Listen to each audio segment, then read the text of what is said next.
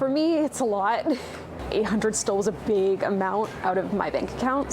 When Row Day 591 reached out to Alina Pollock Osterorcha on Instagram, she thought she was making a sale.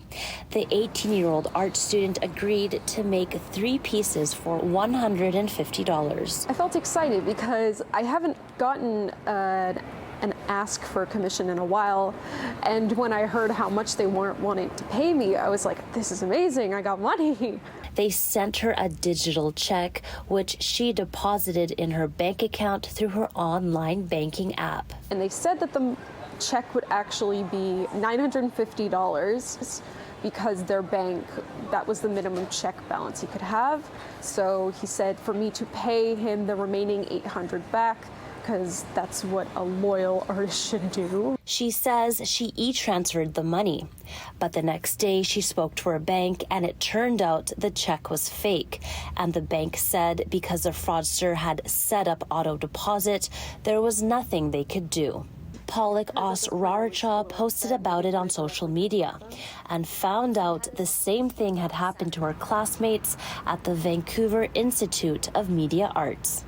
Saying to me like, oh, I want this commission and can you draw for me these 3 pictures? I was like, okay, yeah. Tayana Bays Feria says Row Day 591 also messaged her on Instagram for artwork and sent a check with too much money, which she then deposited in her bank account. The 800 back by e-transfer, but didn't work, fortunately. So I didn't send him anything at all. Feria says it wouldn't go through because her bank froze her account. City News reached out to the school, which said in part they're aware students have been approached on Instagram, adding they've advised students to be aware of the scam account in question. Whenever somebody's offering you something that seems too good to be true, the bottom line is it generally is. Robert Falzon works in cybersecurity and suggests depositing checks in person and not through an app. Go into a branch with that check and show someone before you actually cash it.